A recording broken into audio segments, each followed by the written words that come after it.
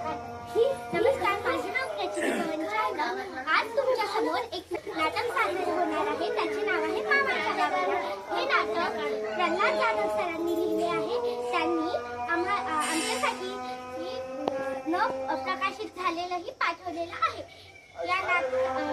या नाटकातील सहभागी वाचक प्रचिती चांडव, शर्वरी चांडव, हर्षदा पराड, अनुष्का झाडे, श्रेया सागर. धन्यवाद.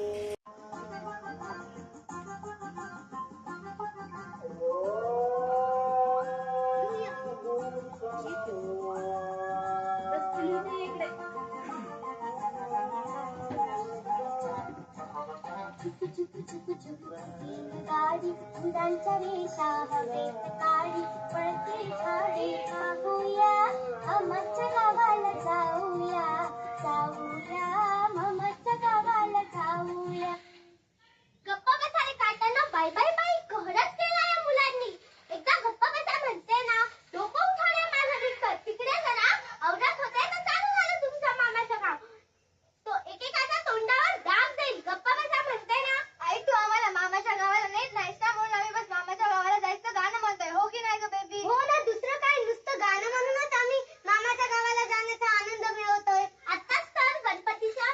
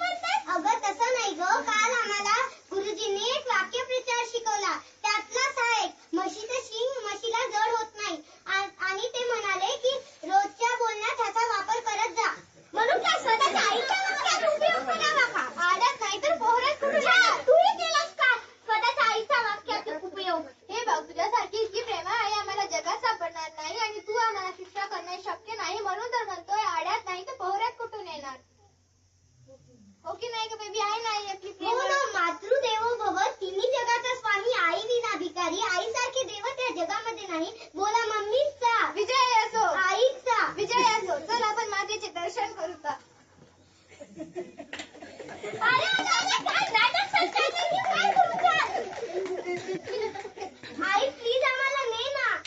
मी तुमच्यासाठी आगाऊ मुलं असल्यापेक्षा नसलेली बरी. खरंच आई, तू आम्हाला नको आहोस का? खरंच आई, आम्ही तुला नकोच झालो आहोत का? नाही रे माझ्या बाळांनो, तुम्ही माझे चंद्र सूर्य आहात, माझ्या काळजाचे तुकडे आहात, मला अगदी हवेचे आहात. मग जायचं ना मामाच्या गावाला? हो, तर मग चला तयारीला. पैस झालं अशी याया ताईकडे, पण भाऊजी कुठे आहेत म्हणायचं? ते ऑफिसच्या कामासाठी नागपूरला गेले. तुझं अचानक पत्र आलं नाही का? तेही आले असते. बार. आणि बहिणीची तब्येत कशी आहे? झाक आहे की एकदम. आणि बाळ? ते तर एकदमच भारी म्हणायचं. मामा मला आधी बाळ बघायचंय. मामा मलाही बाळ बघायचंय. मलाही तुझं कोकरू कधी बघेन असं झालंय. कोकरू तर शेळीच्या पिल्लाला म्हणतात ना? लहान बाळाला सुद्धा कोकरू म्हणतात. तुला इतकं पण समजत नाही का? वेडी कुठली? आला मोठे शहाणा. मामा मला आधी बाळ दाखव बरं तुझं. अरे मंडळी, पण पहिले हातपाय तण धुवा, मग चहा पाणी प्या, मग बघा की बाळाला दमुनशान आलाय ना तुम्ही. दमुनशान? या हसण्यासारखं काय वांगाय बोललो? तू दमुनशान म्हणालास, त्यातल्या शांना हसू आलं. असं बाय, आम्ही अडाणी माणसं, आमचं शिक्षण झालेलं नाही, आम्हाला काही शान पान येत नाही. बाबा किती हे शान, तुला बघायचंच ना बाळा. पारू, अगं ए पारू, बाहेर बघतीस का कोण कोण आलंय ते?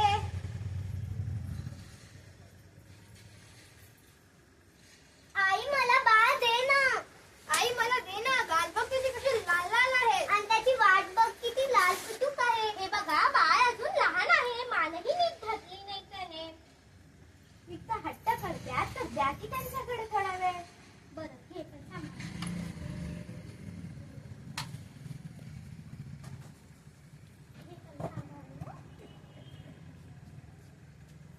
बाळ किती छान आहे. बाळाचे हात मऊ, बाळाचे पाय मऊ. बाळ अगदी मऊ आहे सशासारखं. आणि रंग बघा कसा गोरापान, गुलाबी बस, अगदी बस. गुलाबाच्या फुलासारखा. बस जास्त कौतुक करू नका त्याचं, नाहीतर दीड लागल त्याला. दीड लागणे म्हणजे काय गं मामी? दीड लागल म्हणजे ठाव नाही तुला? नाही बुवा. अगं धीट लागणं म्हणजे दृष्टी लागणं.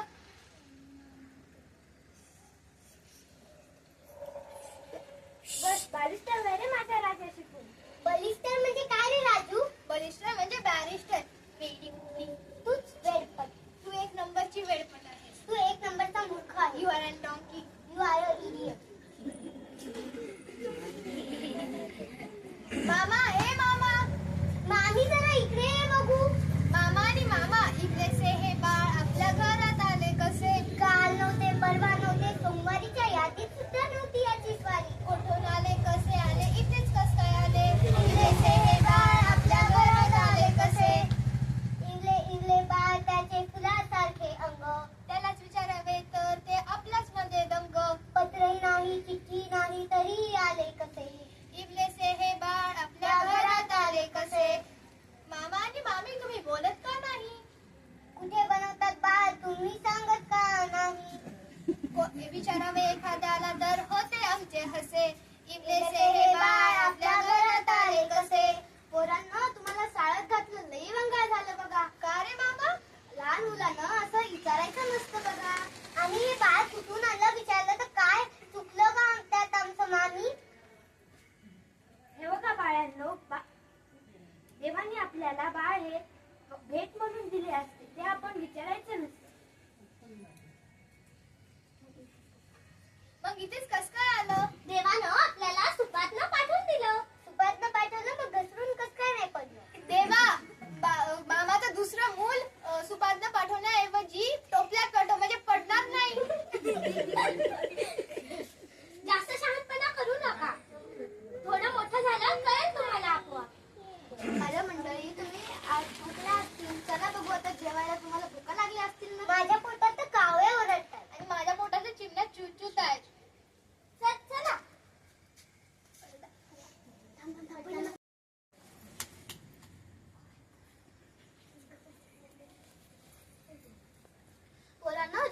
बेत कसा होता? वा, एकदम बेस्ट. काय ते घट्ट दही आणि खुसखुशीत तूप. वा. आणि 6 महिन्यात पहिल्यांदा खाते मी माठाची भाजी आणि तांदळाची भाकरी. बघितलंच नाही काय सवकल्या त्यांच्या जिभा तुमच्या जेवणात. असू दे की इथं काय खायला नाही वय, गप डोंगरभर पडले. मग आम्ही इथंच का नाही राहत? अरे पोरांनो, पण तुम्ही इथं राहिला तर मग शाळेत कोण जाईल? तुमचे आई बाबा का त्यांना जायला काय हरकत आहे? त्यांना समजायला आपली मुलं शाळेत जायला का कंटाळतात? ते शाळेत गेले तर घरातलं काम कोण करणार? भांडे कोण घासणार? धुणं कोण धुणार? स्वयंपाक कोण करणार? ते सगळं करायला कामवाली मावशी येते की. बहिणी, तुम्ही या काट्यांच्या तोंडाला लागू नका. बोलायला कोणाला कमी बघणार नाही. चला आता झोपायला. आम्ही एवढ्यात नाही झोपणार. म्हणजे आमचं मामाकडे काम आहे. काय काम आहे दादा तुझ्याकडे? आता कसलं काम बिम नाही. आता चला बघू झोपायला. बघा किती रात्र झाली ती. मामा, तू आम्हाला झोपण्याच्या पूर्वी गोष्ट सांगणार होतास. अरे तिच्या बाळाला मस्त ध्यानच राहिला नाही. उद्या आपल्याकडे बारसं हा एरवाळी सुटायला नाही का? आता झोपा बघू. उद्या सांगू की गोष्ट? नाही नाही, आम्हाला गोष्ट ऐकायची. अवधानी, पोरं इतका आग्रह करतात तर सांगा की एखादी गोष्ट. दादा, खूप दिवस झाले तुझ्या तोंडून गोष्ट नाही ऐकली. सांग की एखादी गोष्ट. बरं, समजांसमोर माझं काय चालायला सांगू की एक गोष्ट. एक होता राजा. त्याचं खूप मोठं राज्य होतं. त्याच्या राज्यात खूप जास्त प्रजा होती. तो प्रजेचा लाडका होता. पण राजाच्या घरी त्याचा वंशच नव्हता. प्रजेला दुसरा वारसच नव्हता. म्हणून राजा खूप दुःखी होता. असे बरेच दिवस गेले आणि एका दिवशी राजाची बायको बाळंत झाली. राजाच्या बायकोचे 9 दिवस 9 महिने भरले. रात्र झाली. 9 दिवस 9 महिने भरले आणि राजाच्या घरी पुत्र जन्माला आला आणि सगळीकडे आनंदच झाला. चला. भैया नाही फोन.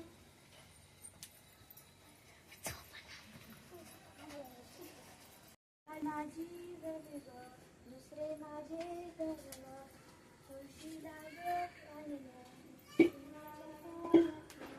दुसरी माझी गरज तिसरे माझे कवन खुशीला नमन रामाच्या पायात. अगं पोरं, इतक्या सकाळी रामाच्या पायात कशा पाय उठलात र? रामाच्या पायात म्हणजे काय ग? रामाच्या पायात म्हणजे रामाच्या पायात. पण नेमकं काय? रामाच्या पायात म्हणजे सकाळी सूर्य उगवण्यापूर्वी किती शांतता असते. तेव्हा श्रीराम बाहेर फिरायला येतात. त्याच्यामुळे त्याला रामाच्या पायात असे म्हणतात. मामी, तुझं बोलणं ऐकलं ना खूप छान वाटतं.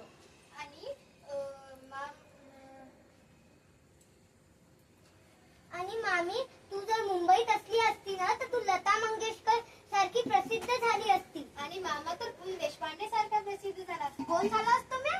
पु ल देशपांडे सारखा फेमस झाला असता. कोण? मसोबा का? मसोबा तर एक विनोदी लेखक होते. बरं, आता तुम्हाला नदीवर पोहायला चालायचं का नाही पोरांना? हो मामा, तू मला पाठीवर बसून नदीवर पोहायला शिकवशील? आणि मामा, मला नदीत डुबकी मारायला शिकवशील? हो, शिकवतो की. मामा, परत आल्यावर मला म्हशीचं दूध काढायला शिकवशील? हो, शिकवतो की. आणि मला अगं पारू, तू इथं कशा पाय बघत उभी आहेस? आज आपल्याकडे बारसं आहे. जा बघू घरातली कामं पटापट आवर आणि मग म्हशीला. आणि मला फसाच्या बैलाचं बैल करून देशील का? हो, देतो की. आणि मला नदीवर खेकडा पकडून दाखवशील? तुमचा मामा तुम्हाला जे पाहिजे ते देईल. सांगा, वाटल्यास तुमच्या मामाचं काळीच जरी सांगितलं तरी सांगा, ते हातावर काढून देईल. सांगा पोरांनो, काय पाहिजे? नको रे बाबा आम्हाला तुझं काळीच जर तू काढून दिला तर मग आम्हाला मामा कोण देणार?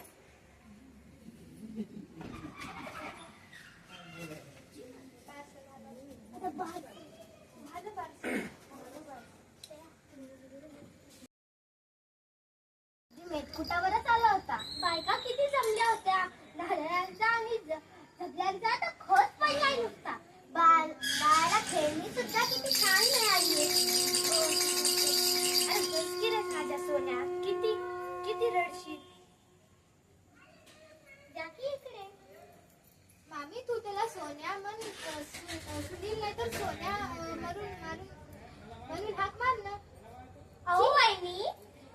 सुनील असं सोन्यासारखं नाव ठेवलंय तरी तुम्ही पोरा का म्हणतात त्याला? चांगला सुनील म्हणून हाक मारा की सुनील, ए सुनील. अरे इतक्या लहानपणापासूनच नाव कळायला लागलं की काय? वाटल्यास तुम्ही त्याला सुनील नाहीतर सोन्या म्हणून हाक मारा ना.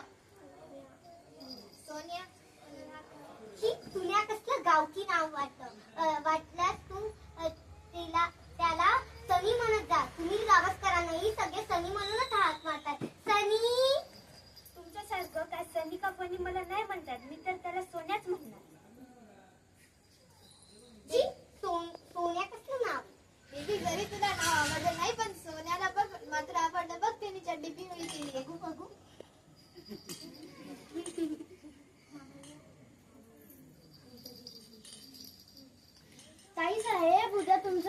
ताईसाहेब उद्या अण्णाला पाठवण्यापहिली तालुक्यातल्या गावाला रिझर्वेशन आणायला उद्या सकाळी 6 वाजताची गाडी आहे. आता तयारीला लागा बघू. बॅगा भरा आता.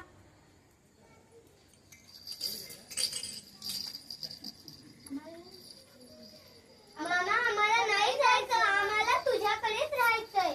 पोरांनो असं करायचं नसतं. मला ती घाणेरडी मुंबई नको. तिथे इथल्यासारखं नदी झाड कृषी वृंदावन कुठे असतं आणि गोष्ट सांगणारा मामा आणि ओव्या गाणारी मामी थोडी ना असते. हो ना, जिथे गोष्ट सांगणारा मामा नाही आणि ओव्या घालणारी मामी नाही तिथे राहण्यात काय अर्थ आहे? अरे पोरांनो तुम्ही मोठं व्हा, चांगलं शिकायचं असलं तर तुम्हाला मुंबईला जायला पाहिजे. तिकडच्या मोठ्या शाळेत शिकलं पाहिजे. ते शिका. तुमचे आईबाप पण शिकलेलं आहे. त्यांच्यासारखं शिका. ते तुम्हाला शिकायला मदत करतील. त्यांच्या इतकं मोठं व्हा व तुमच्या आईबाबाचं नाव बुडवू नका. मोठं करा मग या